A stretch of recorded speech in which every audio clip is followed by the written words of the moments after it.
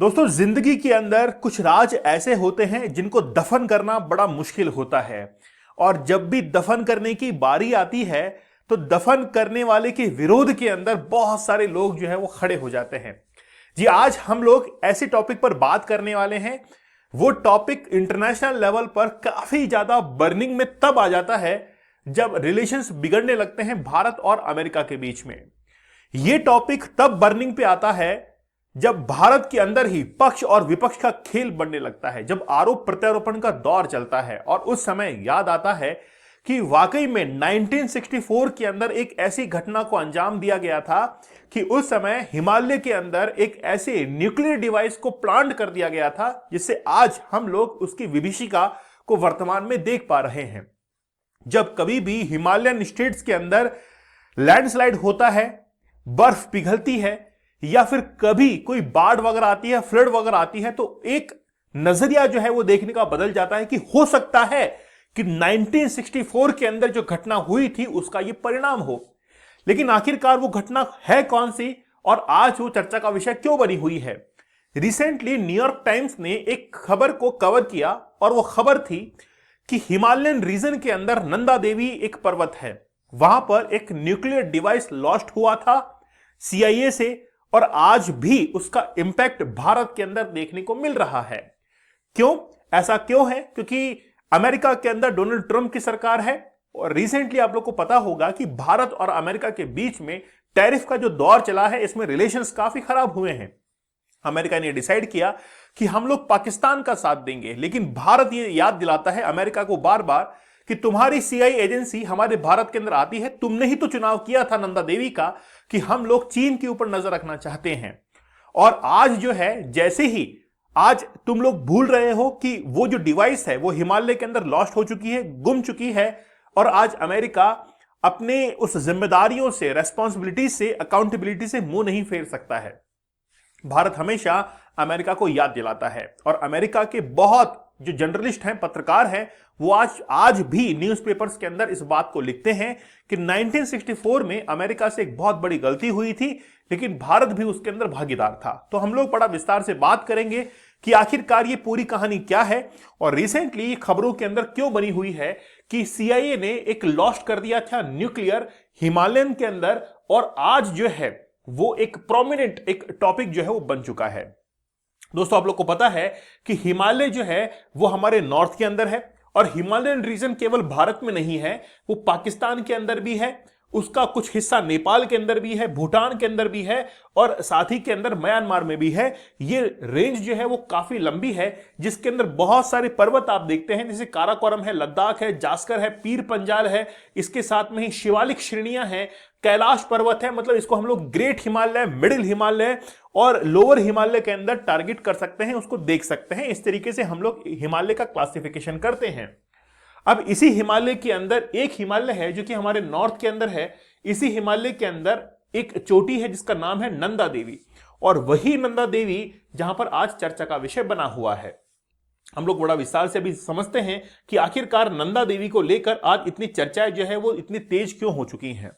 देखिए, वास्तविकता तो ये है, मैं थोड़ा सा आपको एक आगे जो है सिनेरियो के अंदर ले जाना चाहूंगा, और वो सिनेरियो था 1939 का सेकेंड वर्ल्ड वॉर। देखिए, पहली बात तो यह है कि नंदा देवी की जो लोकेशन है वो आपको क्लियर कर लेनी जरूरी है, क्योंकि इसके ऊपर बहुत सारी मैगजीन्स, बहुत सारा जो एडिटोरियल है वो आप लोगों को न्यूज़पेपर्स के अंदर दिखाई पड़ जाएगा। ये नंदा देवी का एक ऐसा प्रोमिनेंट लोकेशन है जहां से इंडिया के ऊपर और साथ ही में चाइना के ऊपर आसानी से नजर रखी जा सकती है कि चाइना आखिरकार कर क्या रहा है। इसीलिए ये नंदा देवी जो है वो काफी ज्यादा इंपॉर्टेंट रखती है, और बहुत सारी बुक्स वगैरह इसके ऊपर बनी हुई भी हैं, लिखी हुई भी हैं। अब हम लोग थोड़ा सा हिस्ट्री के अंदर चलते हैं।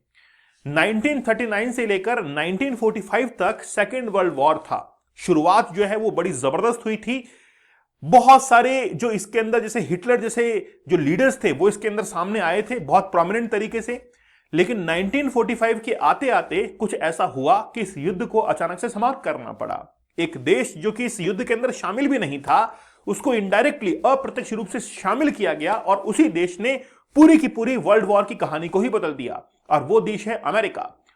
ऐसा लग रहा था पूरे विश्व को कि अमेरिका और रशिया जो है वो दोनों मिलकर बहुत जबरदस्त एक दूसरे के ऊपर अटैक कर सकते हैं, लेकिन वो कहानी है कोल्ड वॉर की, ठंडे युद्ध की कहानी है वो। लेकिन उससे पहले 1939 से लेकर 1945 के बीच में जापान, जर्मनी ऐसे देश थे जो कि पूरे विश्व के ऊपर अपना प्रभुत्व स्थापित करना चाहते थे। ऐसा लग रहा था कि जापान और जर्मनी को रोक पाना बड़ा मुश्किल है।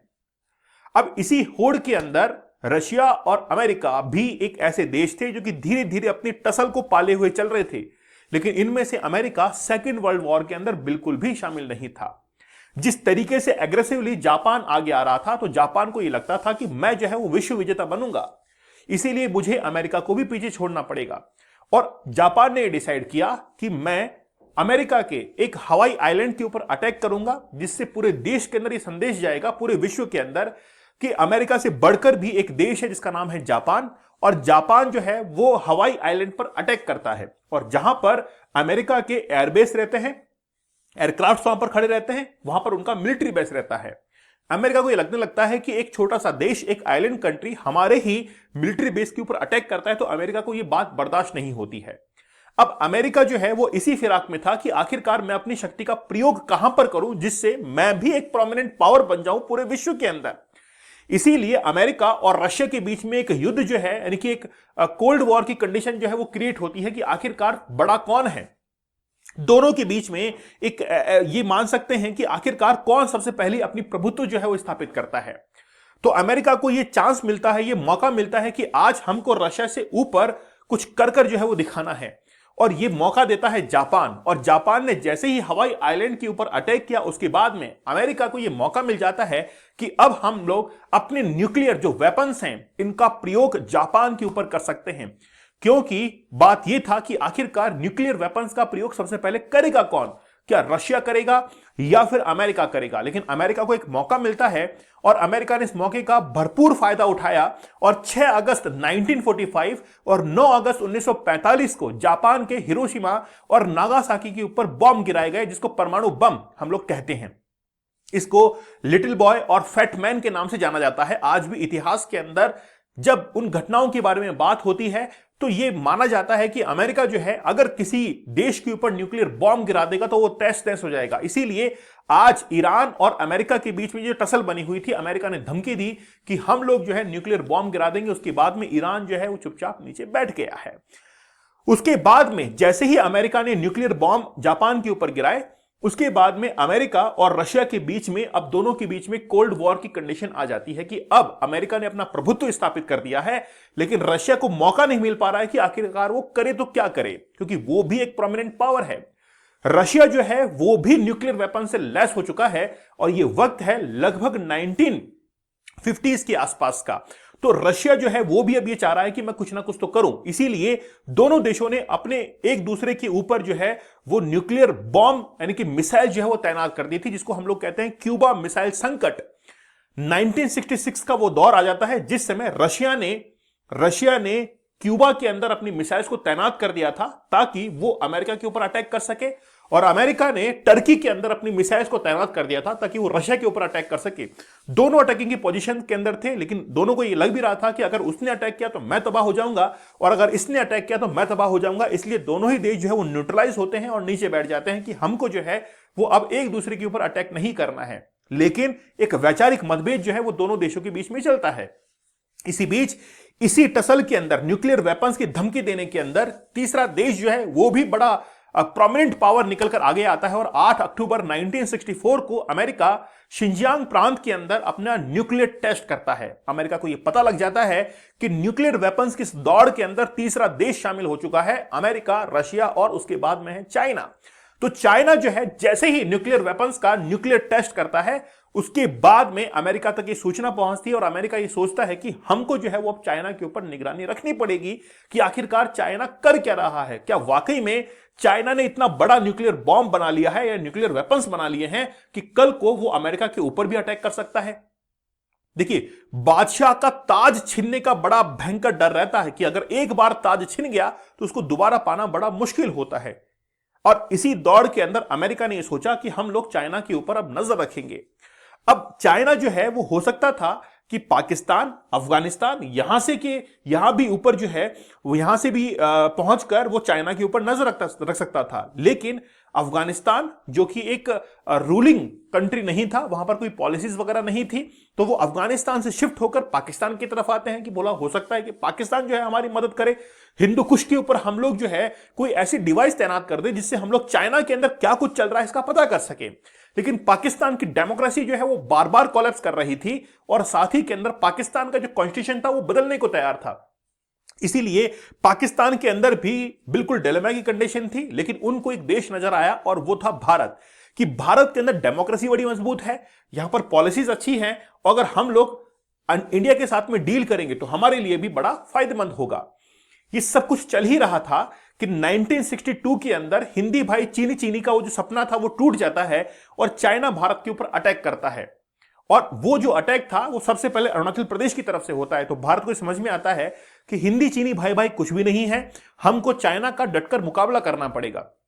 इसी बीच में अमेरिका की तरफ से भी हमको ऑफर आता है कि देखिए चाइना ने तुम्हारे ऊपर अटैक कर दिया है, अब जो है तुमको भी कुछ करना पड़ेगा। तो इंडिया के पास में भी ऑप्शन होता है कि हम भी चाइना से मुकाबला करने के लिए किसी दोस्त की तलाश कर रहे थे, वो अमेरिका जो है वो दोस्त बनकर आता है और अमेरिका के साथ में एक समझौता हम लोग करते हैं कि भाई ठीक है, आप जो है वो यहां पर हमारे भारत के अंदर एक न्यूक्लियर डिवाइस को तैनात कर दीजिए जिससे ये पता लगाया जा सके कि आखिरकार चाइना के अंदर जो न्यूक्लियर रेडिएशंस हैं वो वाकई में कितनी ज्यादा है और न्यूक्लियर जो बॉम्ब बनाया गया है वो कितना बड़ा है, इसको अमेरिका समझना चाहता था। अब प्रॉब्लम इसके अंदर यह थी कि आखिरकार जो न्यूक्लियर रेडिएशंस को कैप्चर करने वाली जो डिवाइस है उसको तैनात कहां पर किया जाए, क्योंकि वो तैनात करने की जो पोजीशन है वो बड़ी जबरदस्त होनी चाहिए। अब हम लोग चलते हैं कि आखिरकार वो जो डिवाइस है उसको तैनात कहां पर किया जाए। सबसे पहले इंडिया की जो हाईएस्ट पीक है कंचनजंगा, इसको सिक्किम के अंदर जो है वो एक ये माना गया कि ये लोकेशन हमारे लिए बेस्ट हो सकती है जिससे हम लोग चाइना के ऊपर नजर रख सकते हैं।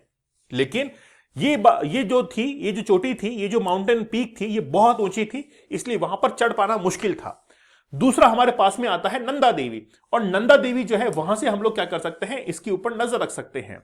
अब नंदा देवी की जब आप लोग लोकेशन देखेंगे तो आपको लगेगा कि बहुत ऊपर है नंदा देवी, लेकिन मिशन क्या है पहले वो समझिए। मिशन ये है कि ये एक न्यूक्लियर डिवाइस है, इस न्यूक्लियर डिवाइस का जो वजन है, ये जो न्यूक्लियर डिवाइस है इसका जो वजन है वो है 17 केजी, और इसके साथ में ही इस न्यूक्लियर डिवाइस को चलाने वाला जो जनरेटर है उसका जो वजन है वो है 50 केजी।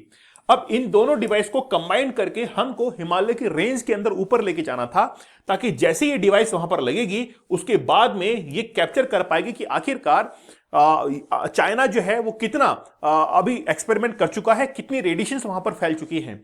इसी डिवाइस के अंदर प्लूटोनियम मटेरियल का भी यूज किया गया था और साथ में 45 फिन्स को भी यूज किया गया था, ताकि वहां पर जो गर्मी है, इस डिवाइस के अंदर जो गर्मी है, क्योंकि प्लूटोनियम है, न्यूक्लियर मटेरियल है, वो बार बार जो है न्यूट्रॉन्स के कारण वो डिवाइड होगा, क्लासिफाइड होगा और एनर्जी को रिलीज करेगा।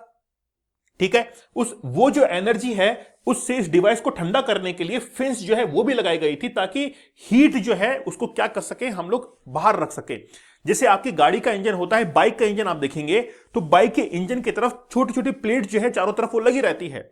वो इसलिए लगाई जाती है कि किसी भी प्रोडक्ट का कोई भी चीज होती है, अगर उसका सरफेस एरिया बढ़ा दिया जाता है तो हीट जो है वो इजीली वहां से डाइवर्ट हो जाती है और वो जो प्रोडक्ट है वो ठंडा रहता है, वो डिवाइस जो है ठंडी रहती है। इसलिए गाड़ी के इंजन को ठंडा रखने के लिए उसके चारों तरफ छोटी छोटी फिन्स जो है वो लगाई जाती है। वैसा ही यहां पर भी किया गया कि हीट को कम करने के लिए फिन्स जो है वो लगाई गई। अब ये हीट क्यों आ रही है, क्योंकि इसके अंदर न्यूक्लियर मटेरियल है, लेकिन इस डिवाइस को चलाने के लिए जनरेटर की जरूरत पड़ रही थी और वो जनरेटर को ऊपर ले जाना बड़ा मुश्किल था। यहां तक कहानी जो है वो आपको समझ में आ चुकी होगी। अब एक्चुअली में नंदा देवी जो है वहां पर ले जाने का टास्क जो है वो रखा गया, और ये टास्क था 1964 के अंदर। वो जो टीम वहां पर लेके जा रही थी उसके अंदर इंडियन जो डिफेंस के लोग थे वो भी उसके अंदर शामिल थे, यहां तक कि CIA के जो लोग थे वो भी उसके अंदर शामिल थे कि हम लोग इन सभी डिवाइसेस को ऊपर लेके जाएंगे और वहां पर ले जाकर फिट करेंगे। अब क्या होता है कि विंटर्स के जो दिन होते हैं उसमें बहुत ज्यादा स्नोफॉल जो है वो होता है।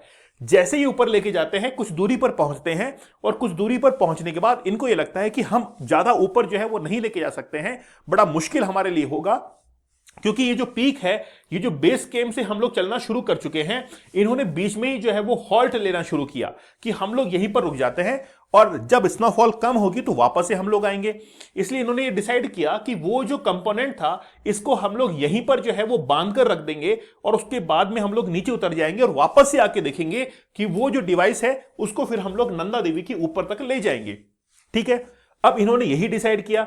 अब इन्होंने क्या किया कि 1964 के अंदर इस घटना को अंजाम दिया, मतलब ये सब कुछ हो चुका है।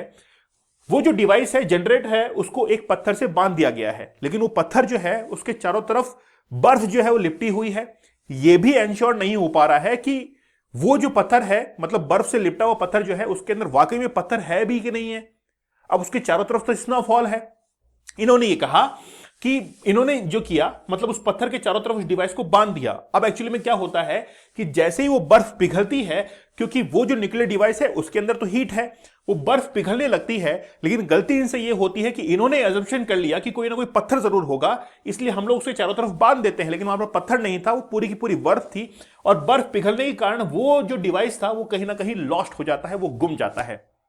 और गुमने के बाद जो है ऐसा कयास लगाया जाता है कि आज जिस तरीके से बर्फ जो है वो पिघल रही है, स्नोफॉल जहां पे जितने भी ग्लेशियर्स हैं वो पिघल रहे हैं, बार बार बाढ़ आ रही है, इसका मतलब यह है कि वो जो डिवाइस थी वो अपना हीट जो है उसको बाहर निकाल रही है। और बाहर निकालने के कारण वहां पर एक टेम्परेचर जो है वो इंक्रीज हो रहा है, जिससे जितने भी ग्लेशियर्स हैं वो लैंडस्लाइड जो है वहां पर हो रहा है, इसीलिए बार बार बाढ़ जो है वो आती है।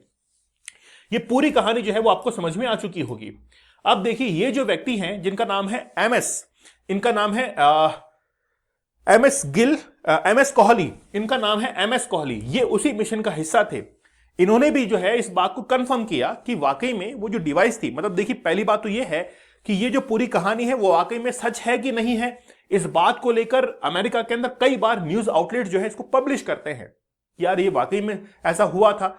लेकिन भारत के अंदर चर्चा का विषय तब बन जाता है जब पक्ष और विपक्ष दोनों आमने सामने हो जाते हैं। दूसरी बात, जब अमेरिका और भारत के रिलेशंस बिगड़ते हैं उस समय भी जो है वो काफी हद तक ये जो है वो भारत के अंदर चर्चा का विषय बन जाता है। अब रिसेंटली क्या हुआ है, न्यूयॉर्क जो टाइम है उसने हाल ही में इस चीज को पब्लिश किया कि नंदा देवी के अंदर जो डिवाइस लॉस्ट हुआ था उसके कारण आज भारत के अंदर लैंडस्लाइड हो रहा है। भारत के अंदर ही जितने भी ये जो ग्लेशियर्स हैं वो पिघल रहे हैं और बार बार वहां पर फ्लड आ रहा है। उत्तराखंड के अंदर आज जितनी भी बाढ़ आती है ना, वो हो सकता है कि एनवायरमेंटल हो सकता है कि वो पूरा का पूरा एनवायरमेंट चेंज हो रहा हो उसके कारण आ रही है, लेकिन दूसरी तरफ से एक पॉइंट ऑफ व्यू ये भी हो सकता है कि वो जो न्यूक्लियर डिवाइस गुम गई थी वो बार बार अपने टेम्परेचर को इंक्रीज कर रही है, जिससे वो ग्लेशियर्स पिघलते हैं और वो बार बार जो है वो बाढ़ आ जाती है। तो ये आज जो है वो भारत के अंदर बड़ा चर्चा का विषय बना हुआ है। दोस्तों, आप लोग हमारे डीप वर्क इस कोर्स को जरूर ज्वाइन कीजिएगा। जो वाकई में सक्सेसफुल पीपल हैं उन्होंने कुछ टेक्निक्स को अपनाया है और उन्हीं टेक्निक्स को अपनाकर वो अपनी जिंदगी के अंदर आगे निकले हैं। साथ ही में हमारा 75 डेज का हार्ड चैलेंज या फिर 175 डेज का हार्ड चैलेंज आप लोग जरूर ज्वाइन कीजिएगा, बड़ा जबरदस्त है। आप लोग मुझे टेलीग्राम दीपक इंद्रा ऑफिशियल पर जरूर ज्वाइन कर लीजिएगा। तो मिलते हैं आप लोगों से नेक्स्ट सेशन के अंदर, तब तक धन्यवाद, थैंक यू, जय हिंद।